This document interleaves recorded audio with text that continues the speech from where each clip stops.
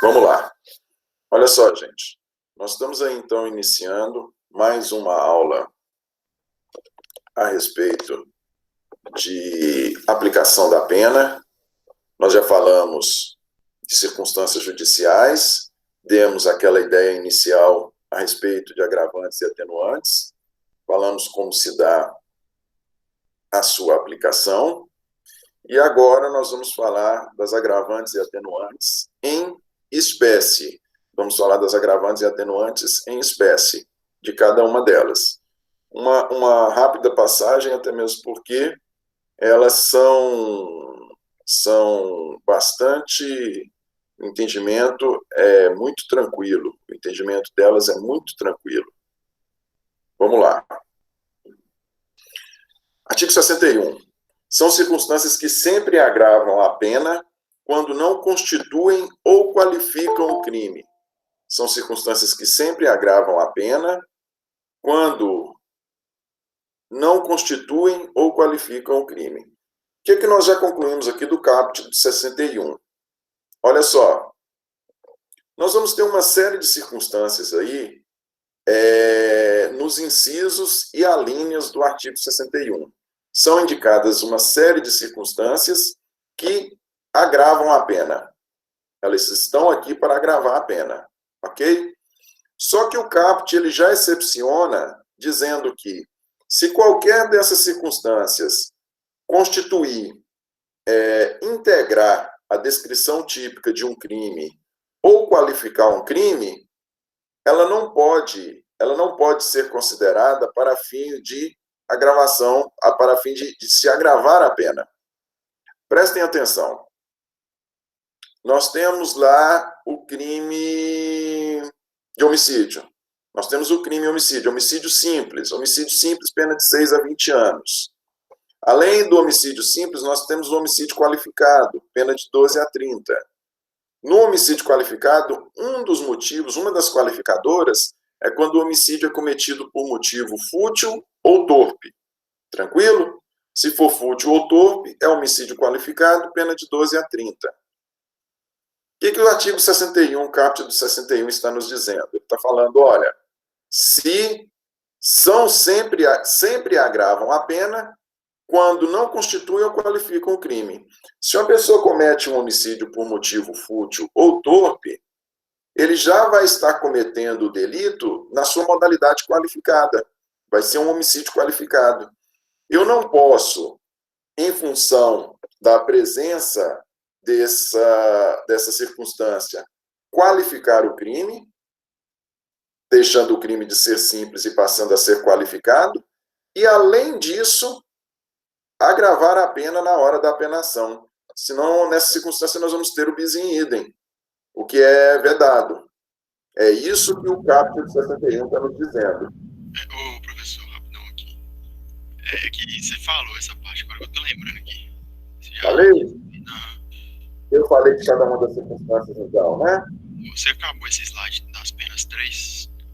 Ótimo. Peraí. Não, mas esse aqui, ele diz respeito... Nós falamos, inclusive, das atenuantes? Falamos. A gente acabou esse slide. Que ótimo. Falamos, então, de agravantes e falamos das atenuantes também. Falamos de reincidência, cometimento de crime das atenuantes, nós falamos, por ser o agente menor de 21, maior de 70. Não, a gente parou em reincidência. Paramos em reincidência? Então, ótimo. Nós falamos de reincidência? Não. Falamos do que é reincidência, não? Não. Tá, então tá ótimo. Vamos lá. São 3 turmas, então, às vezes eu me perco. Reincidência. Como é que a reincidência é regulamentado no Código Penal? Nós não podemos, nós temos um senso comum que traz um conceito errado a respeito de reincidência. Senso comum esse que nós não podemos incidir, né? Nós que somos profissionais, estudiosos do direito, nós não podemos incidir neste erro. O que nos diz o caput? O que nos diz o caput do 61? Do 63, perdão. O caput informa: verifica-se a reincidência quando o agente comete novo crime depois de transitar em julgado, sentença que, no país ou no estrangeiro, o tenha condenado por crime anterior. Preste atenção. Verifica-se a reincidência quando o agente comete novo crime depois de transitar em julgado, sentença que, no país ou no estrangeiro, o tenha condenado por crime anterior. Do caput do artigo 63, nós extraímos os 3 elementos básicos para a conceituação de reincidência. Nós precisamos da prática de um crime anterior, nós precisamos de uma sentença condenatória transitada em julgado referente a este crime anterior, e nós precisamos da prática de um novo crime após o trânsito em julgado da sentença condenatória anterior. Olha só para vocês verem.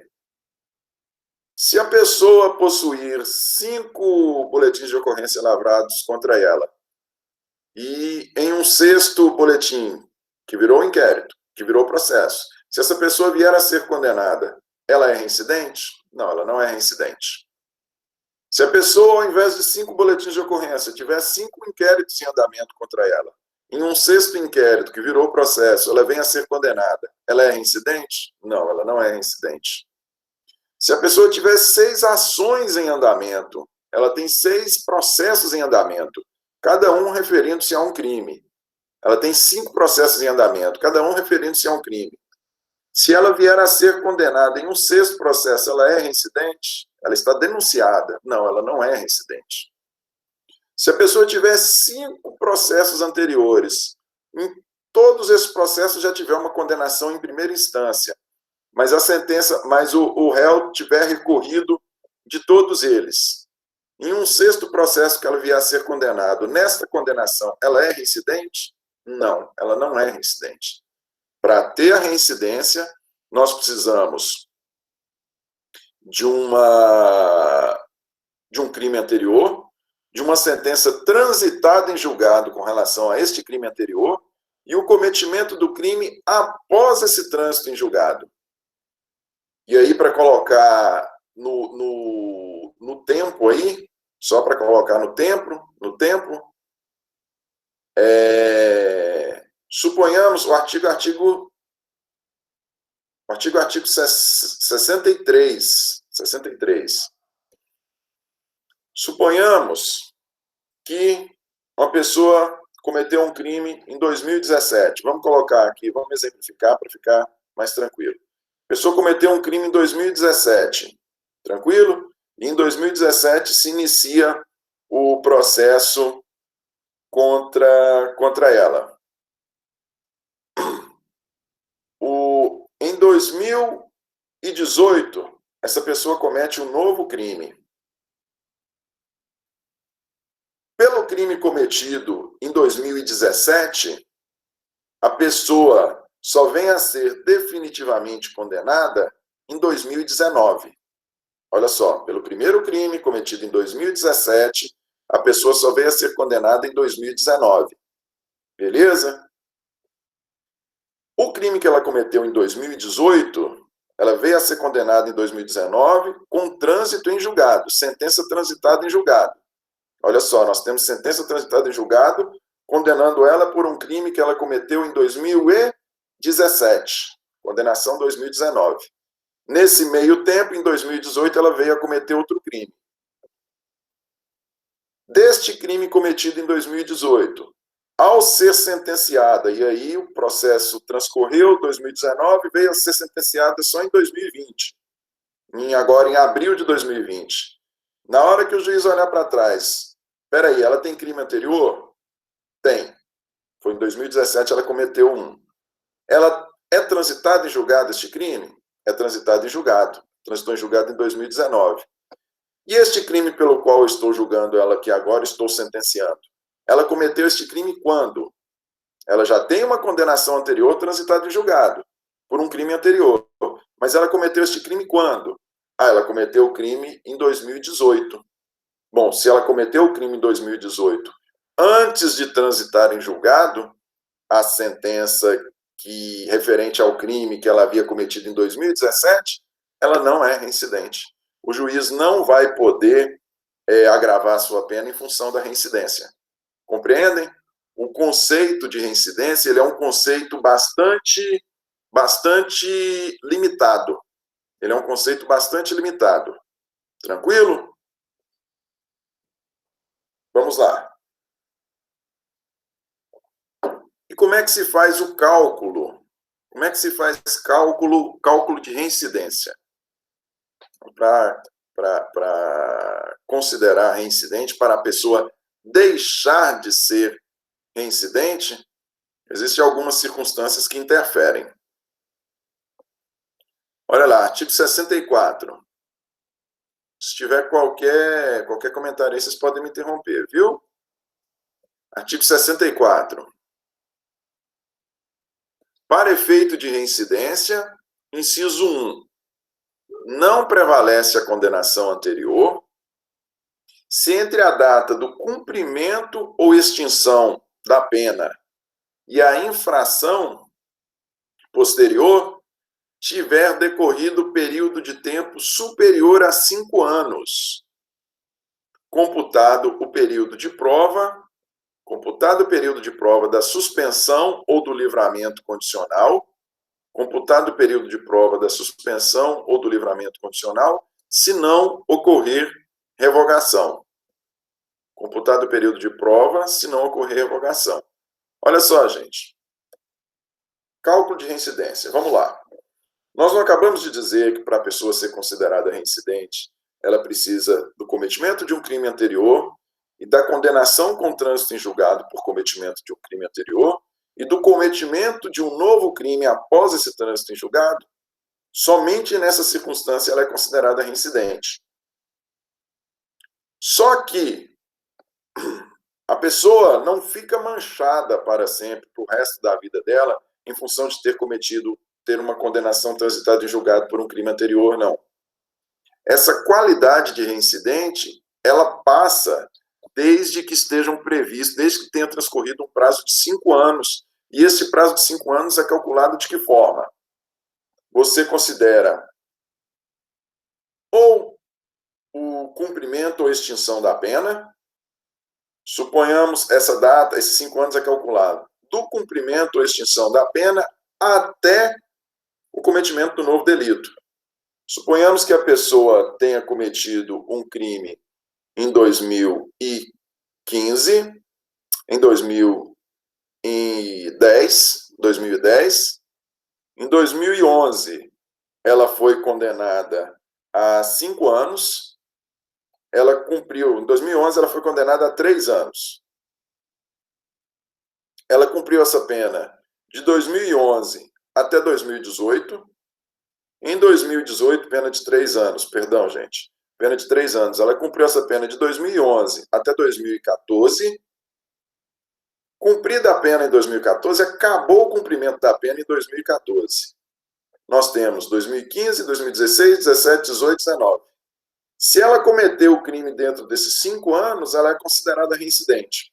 Passados esses 5 anos, ela não é mais considerada reincidente. Se ela cometeu um crime em 2020, ela já é considerada primária, ela não é mais considerada reincidente.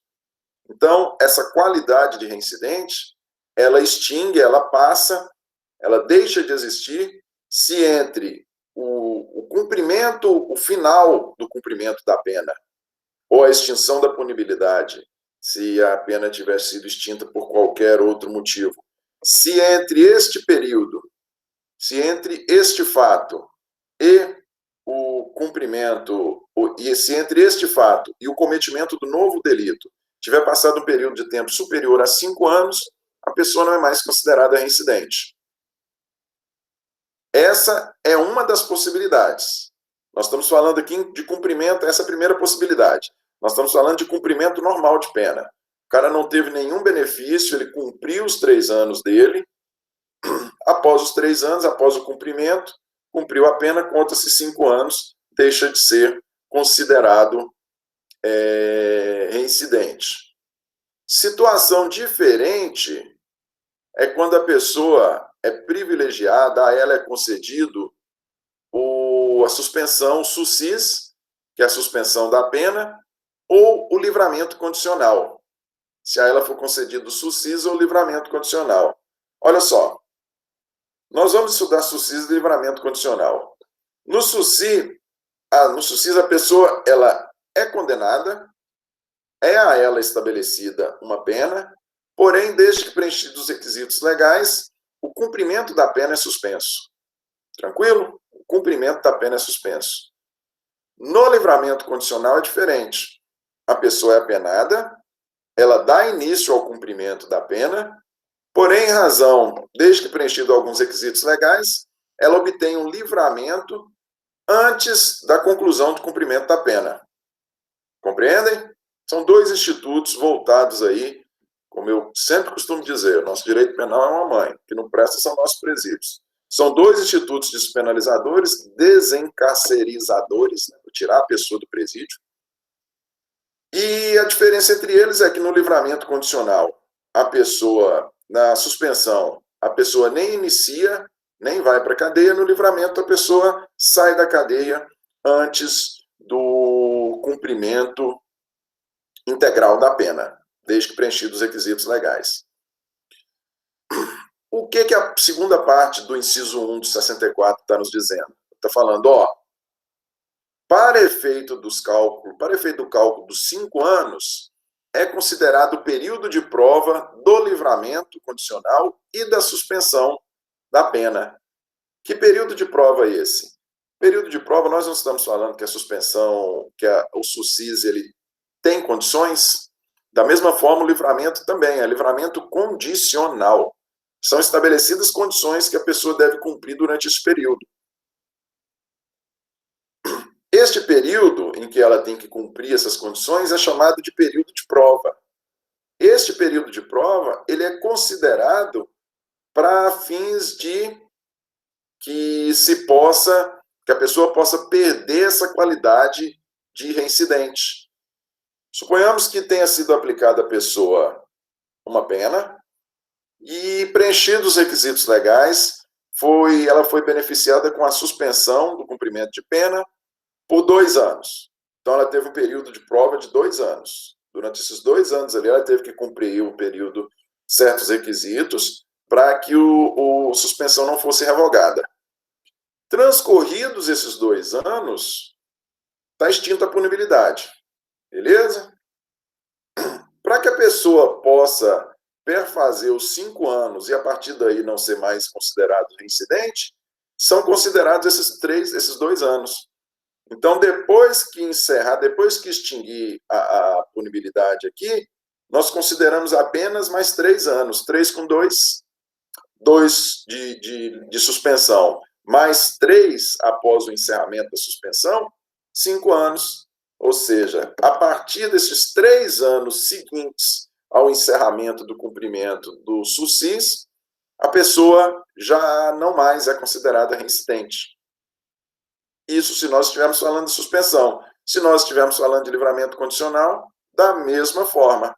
Se a pessoa não precisou cumprir a pena todinha no cárcere, se a pessoa preencheu os requisitos legais e ela obteve um livramento condicional, suponhamos que a pessoa tenha pegado aí 10 anos, cumpridos 8, ela obteve livramento condicional, somente a título de exemplo, ela obteve livramento condicional nos 2 últimos anos.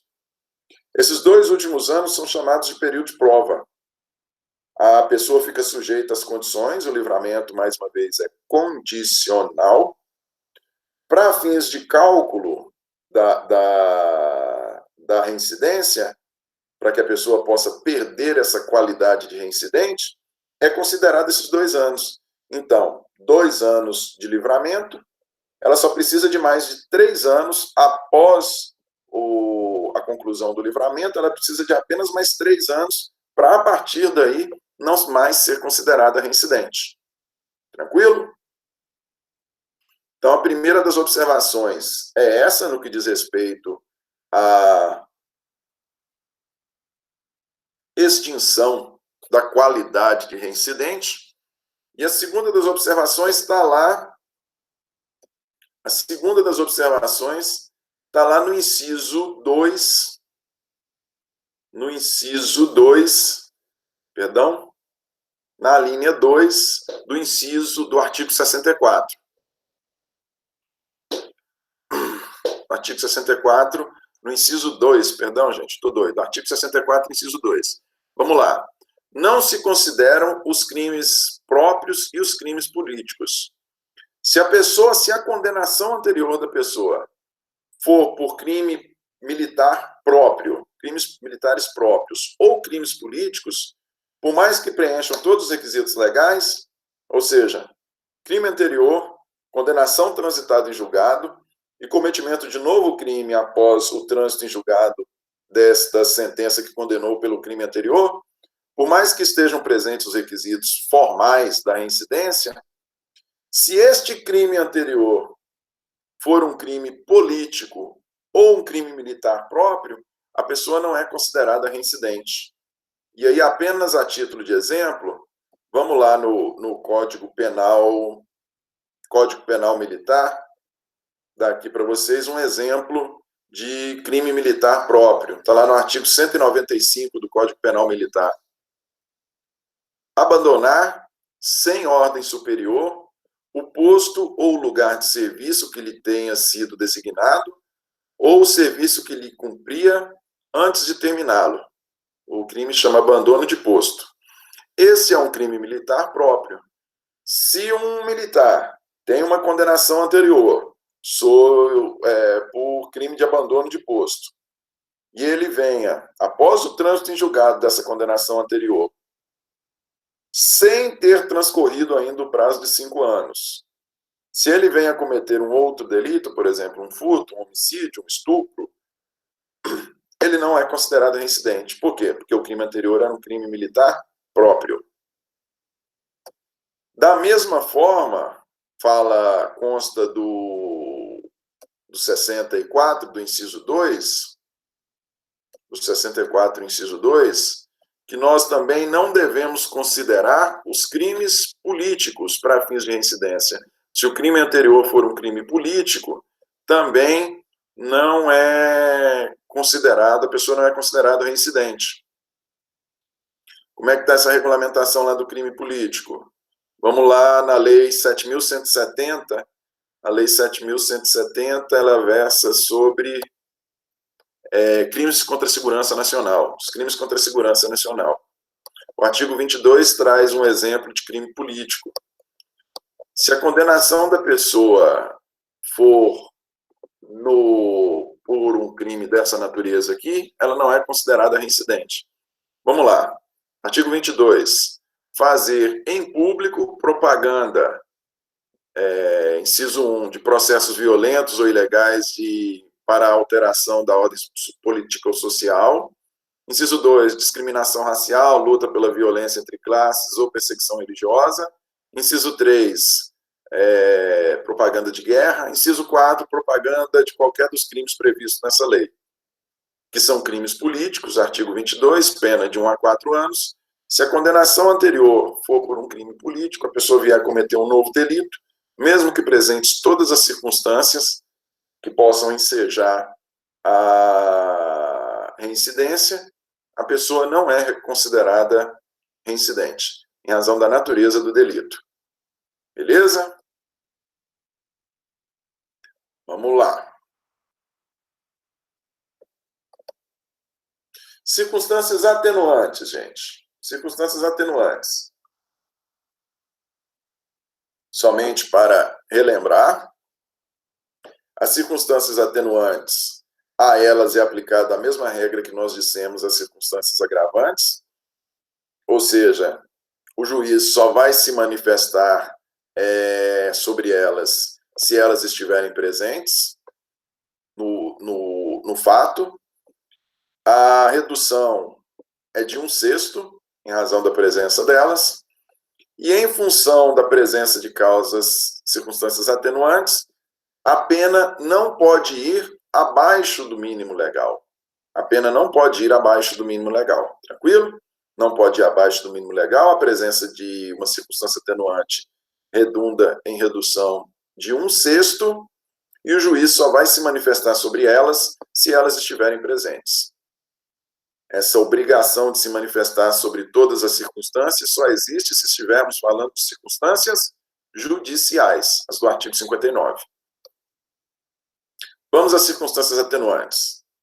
São circunstâncias que sempre atenuam a pena. Inciso 1, ser o agente menor de 21 anos na data do fato ou maior de 70 na data da sentença. Aqui é tranquilo, né? Nós temos 2 marcos.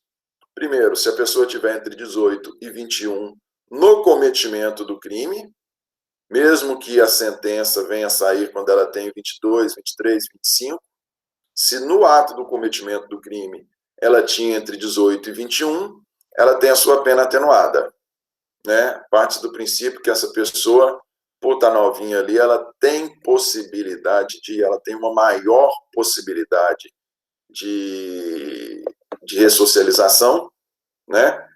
Ela tem mais vida pela frente, então não convém que nós a mantenhamos por o menor tempo possível presa, exatamente em razão da cadeia ser a escola do crime, né? Como muitos gostam de conceituar. Ou se a pessoa for maior de 70 anos na data da sentença. Então, veja, entre 18 e 21 considera data de cometimento do crime. Maior de 70 considera data da sentença. Ou seja, se a pessoa tiver cometido um crime aos 65, 68, mas o processo só vier a transitar em julgado, só vier a ser sentenciado, né? Com mais de 70, neste caso, ela tem a atenuante aí referida no 65.1. Beleza?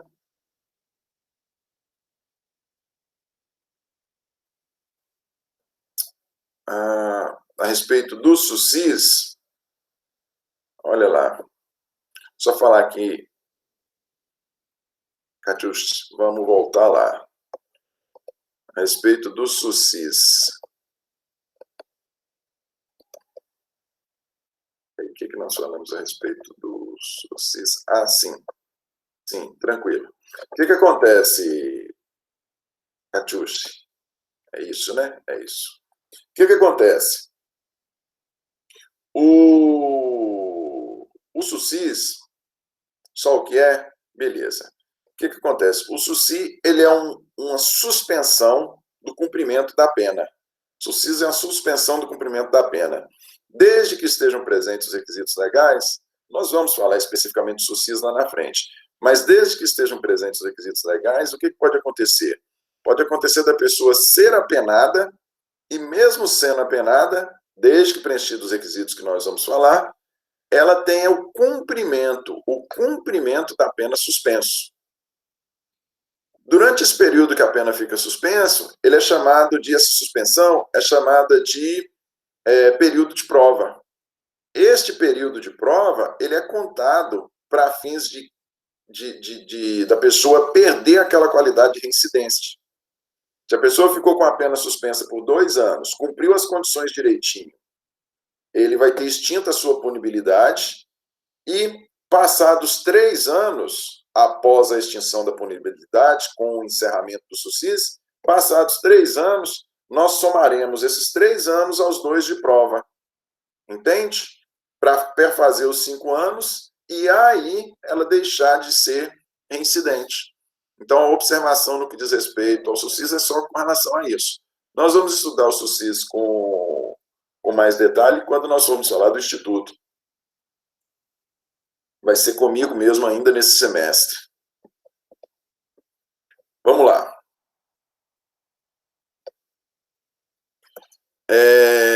Inciso 2. Também é atenuante o desconhecimento da lei. Olha só, quando vocês começam a estudar direito penal, que vocês estudaram lá no período anterior, né? Vocês viram que o desconhecimento da lei não isenta a pessoa de ser responsabilizado criminalmente, né? Não isenta. Porém, esse desconhecimento, ele pode funcionar como uma atenuante. Muito dificilmente um juiz vai dar uma atenuante para aquele que alega desconhecer a lei, se nós estivermos falando de um crime de roubo, de furto, de estupro, de homicídio, isso aí é de conhecimento de todo mundo que isso funciona, isso constitui crime. Ocorre, porém, e até mesmo é uma tendência atual, que nós temos entendendo que as questões vão se resolver se a conduta for considerada crime ou se a pena for aumentada. Existe esse senso comum, né? Basta uma conduta qualquer ser considerada crime, que a partir daí nós teríamos uma solução do fato. Então, nós temos uma indústria de criação de crimes, nós temos uma imensidão de delitos que a gente nem sabe que existem. Nesta circunstância, é possível se falar em desconhecimento de lei, né? Até mesmo, a gente pode pensar numa situação, por exemplo, nós temos vários crimes ambientais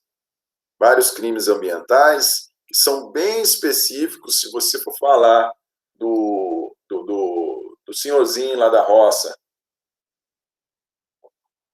que leva a vida dele pacata, tranquila lá, muito provavelmente ele pode incidir em um crime sem saber que está cometendo. Ou desconhecimento, que se fala, é um conhecimento deturpado da lei, né? Nessa circunstância, nós podemos ter a isenção, nós podemos ter a atenuação da pena. Terceiro inciso, ter o agente cometido o crime. Jogo de azar, sim, Vitor, jogo de azar também. Na verdade, em especial as contravenções, a gente até tem uma dificuldade com as contravenções, porque muitas delas são de prática corriqueira, né? Usual. Jogo de bicho, rinha de galo, são situações corriqueiras que a gente é chamado a pensar e falar, mas isso é crime. Então, assim, isso é delito, né? Isso é infração. Mas existe a possibilidade, sob esse fundamento, de ter a pena atenuada, da pessoa ter a pena atenuada. Inciso 3. Ter o agente cometido o crime por motivo de relevante valor social ou moral. Aqui, quando a gente fala cometimento de crime por motivo de relevante valor social ou moral, nós estamos falando, quando você fala em valor social, você está considerando uma motivação de cunho coletivo. Quando você está falando de valor moral, você está considerando uma motivação de cunho pessoal. Se a pessoa, por exemplo, vamos pensar no exemplo aqui, se a pessoa chega e agride fisicamente, causa lesão corporal em um vizinho que incomoda a rua inteira, despejando lixo na rua, né? Nós vamos ter ali uma motivação coletiva para aquela conduta daquele que agrediu o vizinho. Está certo? Não, não está certo. Está justificado? Não, não está justificado. Tanto é que esse que agrediu responde pela lesão. Mas ele tem a sua pena atenuada em razão da motivação. Ele pode ter a sua pena atenuada em razão da motivação. Da mesma forma, quando fala em cometimento do crime por motivo de relevante valor moral, suponhamos que a pessoa seja agredida em sua honra, com palavras, com gestos. Se a pessoa que é agredida na sua honra, com palavras e gestos, se ela vai lá e agride fisicamente o outro, ela pode ter a sua pena, e aí foi um motivo de ordem pessoal, ela vai responder pelo delito? Sim, ela vai responder do delito, mas ela pode ter sua pena atenuada. Vocês vejam que são questões bem pontuais, questões cirúrgicas mesmo, que levam a essa redução ou a esse aumento da pena. A linha B. Isso. A linha B. Ter o agente B procurado por sua espontânea vontade e com eficiência, logo após o crime, evitar-lhe ou minorar-lhe as consequências, ou ter, antes do julgamento, reparado o dano.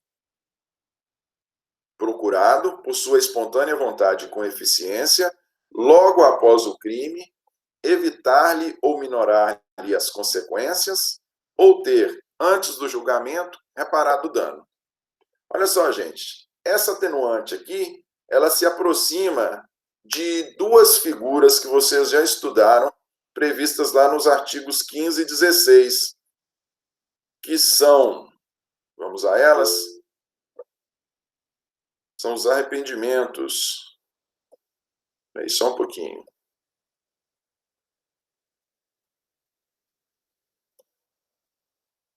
Isso, são os arrependimentos, Gabriel. Só que são os arrependimentos, são de duas modalidades, né? O arrependimento posterior, o arrependimento eficaz e o arrependimento posterior. Elas se aproximam, porém, o prêmio legal, né? O prêmio legal dado pelo arrependimento posterior, para o arrependimento posterior e para o arrependimento eficaz, é muito melhor do que essa simples atenuante. Olha lá para você ver. O que nos diz o artigo 15? Fala da desistência voluntária e do arrependimento eficaz. O artigo 15. O agente que voluntariamente desiste de prosseguir na execução, e aí nós estamos falando de desistência voluntária, ou impede que o resultado se produza, e aí nós estamos falando do arrependimento eficaz, só responde pelos atos já praticados. O agente que voluntariamente desiste de prosseguir na execução do crime, desistência voluntária, ou impede que o resultado se produza, só responde pelos atos já praticados. Se nós estivermos falando aqui do cometimento de um crime material, esse crime material ele precisa que o resultado se produza para que ele se configure. Se a pessoa impede que este resultado, mesmo tendo executado a conduta, se a pessoa impede que o resultado se produza, como consta da parte final do artigo 15, ela só responde pelos atos que já praticou. Aí o julgador olha para trás. Espera aí, os atos já praticados constituem crime? Não constituem crime. Então a pessoa não responde por nada. Ou, espera aí, os atos já praticados não constituem aquele crime inicial que ela queria cometer, porém constituem um crime de menor gravidade. Ela vai responder por este crime de menor gravidade. Tranquilo? Esse é o efeito do arrependimento eficaz. E o arrependimento posterior? Então, no arrependimento eficaz, ele pode levar à responsabilização por um crime de menor gravidade, ou até mesmo a não responsabilização se os atos já praticados não constituírem crime. E no arrependimento posterior? Como é que é o arrependimento posterior? Nos crimes cometidos sem violência ou grave ameaça à pessoa, reparado o dano ou restituída a coisa, até o recebimento da denúncia ou queixa, por ato voluntário do agente, a pena será reduzida de 1 a 2/3. Aqui nós temos uma causa de redução de pena. E é uma redução considerável, vejam vocês, de 1 a 2/3. Agora, qual é a particularidade aqui do arrependimento posterior? Aqui nós temos redução de pena. No arrependimento eficaz, nós podemos ter não responsabilização ou responsabilização por um crime menos grave. No arrependimento posterior, nós temos uma redução de pena. A pessoa continua respondendo pelo mesmo delito, porém com uma redução de 1 a 2/3. Só que vejam vocês a particularidade. A reparação ou a restituição da coisa tem que se dar até o recebimento da denúncia ou queixa. Nós sabemos que a apresentação da denúncia ou queixa ela é o primeiro ato do processo. O recebimento, quem realiza o recebimento, vocês vão ver, é o juiz de direito. Se até o recebimento, se antes do recebimento a pessoa restitui a coisa ou repara, ela faz jus quanto da sua condenação a essa causa de redução aqui de pena de 1 a 2 terços. De 1 a 2 terços, de 1 a 2 terços. Beleza? Compreendido? Agora vamos voltar para vocês verem como é que é a regulamentação. Vamos voltar lá na atenuante, para vocês verem que eles apenas se assemelham. Apenas se assemelham. Como é que consta do arrependimento da atenuante? Procurado por sua espontânea vontade e com eficiência, logo após o crime. Então, vejam vocês, nós temos aqui o cometimento do delito, né? No arrependimento eficaz, a pessoa impede que o resultado se ocorra, ela impede que o delito, inicialmente, que ela pretendia produzir, o delito que ela pretendia inicialmente cometer, ela impede que esse delito ocorra. Aqui não, aqui o delito já ocorreu. Então, procurado, por sua espontânea vontade e com eficiência, após o crime, evitar ou minorar-lhe as consequências. Por isso que é só atenuante. Ela tem a função de reduzir a pena em um montante muito menor. Ou ter, antes do julgamento, reparado o dano. Vocês viram que no arrependimento posterior, a reparação tem que se dar antes do recebimento da denúncia ou queixa. Aqui, a reparação do dano pode se dar até o julgamento, ou seja, no transcurso do processo. Mas qual é o efeito? Se a pessoa tivesse reparado antes, ela teria uma redução de 1 a 2 terços. Se ela fizer essa reparação no curso do processo, ela vai ter direito só a essa atenuante, e essa atenuante, conforme a gente já falou, a atenuação é de 1/6. Beleza? A linha C. Cometido o crime sob coação a que podia resistir, ou em cumprimento de ordem superior, ou sob influência de violenta emoção provocada por ato injusto da vítima. Olha lá, cometido o crime sob coação a que podia resistir, ou em cumprimento à ordem de autoridade superior, ou sob influência de violenta emoção provocada por ato injusto da vítima. Essa linha C aqui, por outro lado, ela se assemelha a uma excludente de culpabilidade prevista lá no artigo 22, que é a coação irresistível e a obediência hierárquica. Lá no 22, como consta? Se o fato é cometido sob coação irresistível ou estrita obediência à ordem não manifestamente ilegal de superior hierárquico, só é punível o autor da coação ou da ordem. Se nós estivermos diante ali de uma coação irresistível, só vai responder aquele que coage. Se nós estivermos diante de uma ordem de autoridade superior não manifestamente ilegal, ou seja, tudo está a indicar que a ordem é legal, mas se esta for ilegal, o crime cometido nessa circunstância só se atribui à autoridade. Então, aqui é uma causa de não responsabilização. A linha C, indicado aí no inciso 3, ela é uma causa de uma circunstância que atenua a pena. Nós temos responsabilização. Nós só vamos ter a pena atenuada. Por quê? Olha só, lá fala-se em coação irresistível. Aqui a coação é resistível. Aqui a coação é possível de ser resistida. Nós estamos falando de uma coação irresistível quando não se pode pedir ao coagido que tenha outra atitude, senão aquela determinada pelo coator. Aqui na coação resistível, não. A pessoa pode ter outra postura que não o cumprimento da determinação para o cometimento do crime, né? A gente sempre gosta de dar o exemplo lá dos assaltantes que vão até a casa do gerente do banco lá e botam esposa e filhos sobre mira da arma de fogo e fala, você vai lá no banco, vai pegar o dinheiro e trazer aqui para a gente. Isso é coação irresistível. O gerente de banco não vai responder pelo crime. Porém, se eles virarem e falarem assim, ó, você vai lá no banco e responde, você vai lá no banco e traz o dinheiro lá, porque senão eu vou, sei lá, vou te ofender nas redes sociais.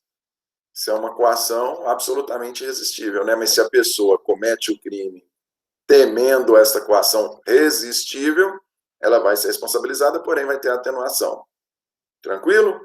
Ou em cumprimento de ordem superior, ordem essa, óbvio que não seja manifestamente ilegal. Se eu viro para os agentes lá da delegacia, se eu vou no computador, simulo um mandado de prisão e assino como se o juiz fosse, entrego para eles, falo, vai lá e prende a pessoa. Eles vão lá e prendem a pessoa e trazem a pessoa presa em uma situação que não era para se prender, eles não respondem pelo crime, né? Porque não está, a princípio, a ordem ela não é manifestamente ilegal. Mas se por outro lado eu viro para eles hoje, sem qualquer mandato nem nada, viro para eles e falo, vai lá e prende a pessoa, você tem uma ordem de um superior hierárquico, você foi lá e prendeu a pessoa, mesmo sabendo que a prisão ela é uma prisão ilegal, mas você estava em obediência a um superior, você pode ter a sua pena atenuada em razão de estar em cumprimento de ordem. Tranquilo? A linha D, confessado espontaneamente perante a autoridade a autoria do crime. Essa confissão aqui pode ser dada para que a pessoa possa ter direito a essa atenuante. Ela pode ocorrer tanto perante a autoridade policial, quanto perante o Ministério Público. Hoje nós temos várias investigações sendo realizadas pelo Ministério Público, tanto perante a autoridade policial, quanto perante o Ministério Público, quanto perante o juiz de direito. Todas as confissões nessas circunstâncias geram o efeito de dar à pessoa o direito de ter a pena atenuada. E, por fim, a linha E fala, cometido sob influência de multidão ou tumulto, se não o provocou. Aqui é bem tranquilo, né, gente? Se a pessoa comete, se o delito ele é cometido estando a pessoa sob a influência de um tumulto, vamos pensar aqui esses crimes que ocorrem aí, esses delitos de multidão que ocorrem em estádio de futebol, aquela confusão que tem lá em briga de estádio. Se a pessoa, eventualmente, tentando fugir daquela situação, se ela vem a cometer um delito, ou mesmo se ela comete um delito ali, ou delito contra a integridade física de um terceiro, nessa situação, ela pode ter a sua pena atenuada, está cometendo uma situação de tumulto que não foi ela quem provocou. Olha só, o 66 ele ainda fala de circunstâncias atenuantes inominadas, como consta do 66. A pena poderá ser atenuada em razão de circunstância relevante, anterior ou posterior ao crime, embora não prevista expressamente em lei, ou seja, mesmo que não seja uma dessas circunstâncias indicadas no 65, que são todas aí nominadas, nós podemos ter outra circunstância que influencie no cometimento do crime de maneira positiva na hora da apenação do condenado. Por exemplo, se a pessoa foi uma pessoa criada num ambiente onde a ilegalidade era a regra, né? Se a pessoa foi criada numa família onde o pai era traficante, onde num ambiente todo pernicioso, essa pessoa, em função de ter sido criado desse jeito, ele pode, a título de circunstância atenuante nominada, ele pode ter a sua pena atenuada. Você tem uma pessoa que foi criada num ambiente maravilhoso e você tem uma pessoa que foi criada num ambiente todo deturpado. Todos os dois cometem o mesmo delito. Não é de se esperar, não é justo, não é lógico que aquele que foi desde o princípio criado num ambiente todo deturpado, é mais do que lógico que ele tenha uma redução de pena uma atenuação na sua pena em função dessa circunstância. Não é isso? Por fim, artigo 67, circunstâncias agravantes e atenuantes. Circunstâncias agravantes e atenuantes. Olha lá. No concurso de circunstâncias agravantes e atenuantes, a pena deverá aproximar-se do limite indicado pelas circunstâncias preponderantes, entendendo-se como tais as que resultam dos motivos determinantes do crime, da personalidade do agente e da reincidência. Olha só, aqui nós temos uma nova conceituação de circunstâncias agravantes e atenuantes. Que conceito é esse? Conceito de circunstância preponderante. Circunstâncias preponderantes. Olha lá. Se a pessoa comete um delito e na situação fática nós temos a presença de circunstância agravante e circunstância atenuante, no mesmo contexto fático, nós temos presença de circunstância agravante e circunstância atenuante, nós devemos aumentar ou diminuir a pena? Nós temos que saber qual da circunstância é preponderante, se há agravante ou se há atenuante. E como é que nós vamos fazer para saber se a circunstância é ou não é preponderante? Nós vamos aí na parte final do 67.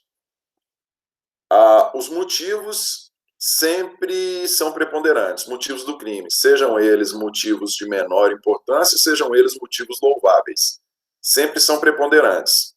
A personalidade do agente diz respeito às suas características pessoais. O principal elemento da personalidade do agente, dentre as circunstâncias que são indicadas aí nas agravantes e atenuantes, é a sua idade. Então, se a pessoa tiver entre 18 e 21, por exemplo, no cometimento do crime, nós temos aí uma circunstância preponderante. Ou a reincidência. Essas são 3 circunstâncias que preponderam sobre as demais. Então, só a título de exemplo, suponhamos que nós tenhamos uma pessoa que foi condenada, uma pessoa reincidente. Então, nós temos uma agravante e, na sua argumentação, ela alegou o desconhecimento da lei. E aí, nós temos uma agravante, temos um atenuante. Nós sabemos que a agravante, tanto a agravante quanto a atenuante, aumenta 1/6. Nós temos reincidência e temos desconhecimento da lei. Reincidência prepondera. Se a reincidência prepondera, nós vamos ter a pena aumentada. Tranquilo? Se nós tivermos uma pessoa que cometeu um crime, e aí vamos ainda falando do reincidente, suponhamos que nós estejamos falando do reincidente, e esse reincidente, que é uma circunstância preponderante, ele cometeu o crime por motivo de relevante valor moral. Por motivo de relevante valor moral, ou por motivo de relevante valor social. Nós temos reincidência preponderante? Reincidência preponderante. Motivo de relevante valor moral ou social é preponderante? É preponderante também. Então, elas se anulam. A pena não é nem aumentada, nem diminuída. E se nós estivermos diante de 2 circunstâncias, uma atenuante não preponderante e uma agravante não preponderante, da mesma forma, elas se anulam e a pena não é nem agravada, nem atenuada. Tranquilo isso, né? Vamos lá. Vamos fechar a causa de aumento e diminuição. Vamos lá. Até mesmo porque é rapidinho. E aí, para a gente já poder falar. 2 no mesmo sentido se anulam? Não. O que depende, Gabriel, não é o que faz com que as causas de aumento, diminuição ou agravantes e atenuantes possam se anular, não é o fato delas serem no mesmo sentido, não. nós vamos ter anulação. Primeiro, nós temos que saber o seguinte, se a gente tiver presença de agravante e atenuante. Nós temos que saber o seguinte, são preponderantes ou não são preponderantes? Aí você vai olhar, peraí, a voz cortou para você? Estão me ouvindo, gente? Ah, sim, vocês estão me ouvindo? Está ouvindo? Ótimo. Então tá, deixa eu falar aqui de novo para o Gabriel. Deixa eu falar de novo aqui para o Gabriel. Olha só, Gabriel. O que acontece? Nós precisamos saber se a circunstância é ou não é preponderante. Nós precisamos saber se a circunstância é ou não é preponderante. E o que é uma circunstância preponderante? Fala lá no final de 67. A circunstância preponderante é aquela que diz respeito à reincidência, à personalidade do agente e aos motivos do crime. Se nós tivermos uma situação fática em que a gente tenha presença de uma agravante e de uma atenuante, se a atenuante for preponderante, nós vamos apenas reduzir em 1/6. Se tivermos a presença de uma agravante e uma atenuante, e a agravante for preponderante, nós vamos ter a agravação da pena em 1/6. Se nós estivermos diante de uma situação em que tem agravante e atenuante, e nenhuma das duas é preponderante, elas são de mesma categoria, nós nem aumentamos, nem diminuímos. Se nós tivermos uma situação fática em que nós temos uma agravante e uma atenuante, e todas as duas são preponderantes, elas também se anulam, e nós não temos variação na pena. Tranquilo?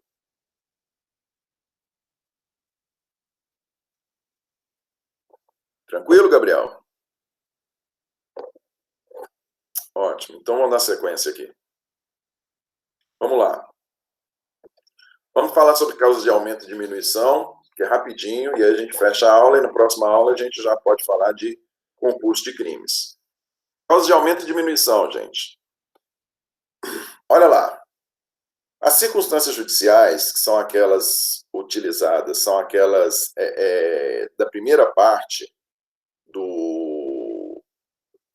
levadas em consideração na primeira fase do cálculo de pena, elas estão previstas na parte especial, na parte geral, perdão, artigo 59.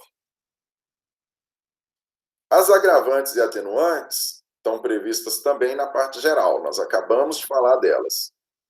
As causas de aumento e diminuição, elas também interferem na pena, elas também interferem na aplicação da pena, tanto é que elas são levadas em consideração na terceira fase do cálculo, e elas têm a particularidade de estarem presentes tanto na parte geral do Código Penal, quanto na parte especial. Elas estão presentes tanto no Código Penal, quanto no Código Especial. Tanto na parte geral, quanto na parte especial. E elas também têm uma outra particularidade que, diferentemente das circunstâncias judiciais e diferentemente das agravantes e atenuantes, as causas de aumento e diminuição, elas podem elevar a pena acima do máximo previsto em lei ou abaixo do mínimo previsto em lei. Tranquilo? Nós vamos dar exemplos aqui. No que diz respeito primeiro, o conceito delas. São previstas na parte geral ou na parte especial do Código, podendo reduzir a pena abaixo do mínimo ou aumentá-la acima do máximo. Quanto à manifestação judicial, da mesmíssima forma que as agravantes e atenuantes, o juiz só vai se manifestar a respeito delas se elas estiverem presentes na situação fática.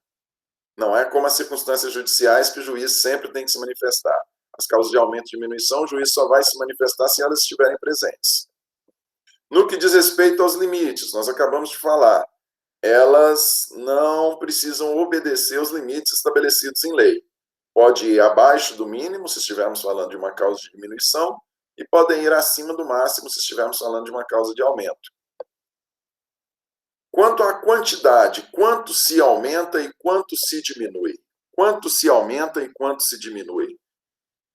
Diferentemente das circunstâncias judiciais e das agravantes e atenuantes, em que nós não temos previsão legal, nós temos a construção jurisprudencial aí do STJ, como dito pelo Vitor, nós temos a construção jurisprudencial de que essa variação é de 1/6. Aqui não. Nas causas de aumento e diminuição, a própria lei estabelece quanto que se aumenta e quanto que se diminui em função da presença de causas de aumento e diminuição. E olha lá, como eu disse para vocês, elas estão presentes tanto na parte geral quanto na parte especial. Vamos a um exemplo de causa de diminuição previsto lá na parte geral. Os crimes cometidos de maneira tentada. Os crimes cometidos de maneira tentada, está lá no 14.2. O que prevê o 14.2? Disse crime tentado, quando iniciada a execução, não se consuma por circunstâncias alheias à vontade do agente. A pena da tentativa está lá no parágrafo único. Salvo disposição em contrário, pune-se com pena correspondente ao crime consumado, diminuída de 1 a 2/3. Então, nós temos aqui uma redução de pena, já indicada em lei, qual é a quantidade, né? Apesar de que não é a quantidade fixa, a quantidade variável aí, fala-se de 1 a 2/3. Essa variação, essa redução, essa variação, no caso de tentativa, nós sabemos que a maior ou menor redução ela varia de acordo com a maior ou menor aproximação com a consumação do delito. Se nós temos uma aproximação muito grande com a consumação, a redução é menor. Se nós não temos uma aproximação com a consumação, o delito foi tentado, porém não se aproximou da consumação, a redução é maior. Beleza? Mas vejam só, está previsto na parte geral, nós temos aí redução de 1 a 2/3. E por que nós dissemos que a pena pode ir abaixo do mínimo? Se todas as condições forem favoráveis, né? Suponhamos aí que as circunstâncias judiciais são todas favoráveis, não teve presença de nenhuma causa, não teve presença de nenhuma agravante. Então, a pessoa, em função das circunstâncias, vamos falar de um crime de homicídio, em função das circunstâncias judiciais, a pessoa manteve a pena mínima. Em função das agravantes, não tem presença de nenhuma agravante, então a pessoa continuou tendo a pena mínima. Se estivermos falando de um homicídio, a título de exemplo, 6 anos. Na hora de analisar a causa de aumento e diminuição, é um homicídio tentado. É um homicídio tentado, mas nós temos a diminuição.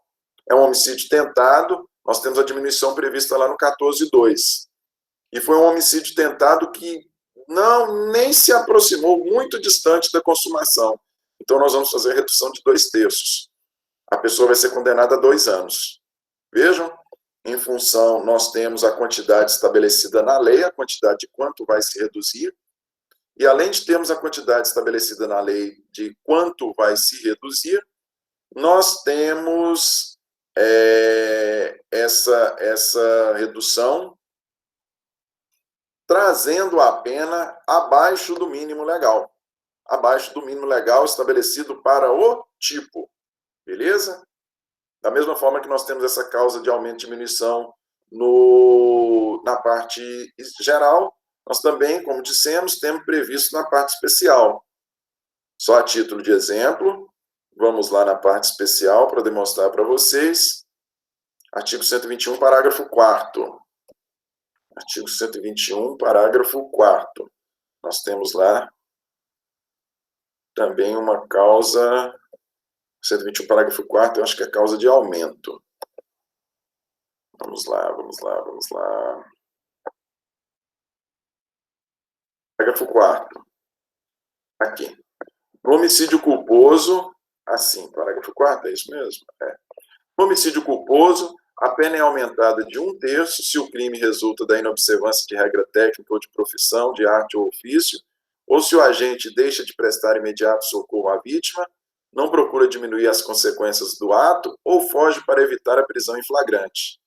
Sendo doloso o homicídio, a pena é aumentada de 1/3 se o crime é praticado contra pessoa menor de 14 ou maior de 60 anos. Então, vejam vocês, está aqui na parte especial a indicação do aumento de pena tanto para o homicídio doloso quanto para o homicídio culposo, e vejam que, diferentemente da causa de diminuição, diferentemente da tentativa, na tentativa vocês viram que tem uma variação de 1 a 2/3. Aqui não. Aqui no parágrafo 4º do 121, já se indica exatamente quanto vai se diminuir da pena. Vai se aumentar, perdão. Quanto vai se aumentar da pena? Vai se aumentar 1/3. Não há essa possibilidade de variação. E, mais uma vez, é importante lembrar, vai se aumentar 1/3 de qual pena? Vai se aumentar 1/3 da pena que se chegou após a consideração das agravantes e atenuantes. Beleza? Nós tivemos lá, saímos da pena em abstrato, consideradas as circunstâncias judiciais, chegamos à pena base. Sob essa pena base, fizemos os cálculos das agravantes e atenuantes. É sobre este resultado das agravantes e atenuantes que nós vamos fazer incidir as causas de aumento e de diminuição. Tranquilo?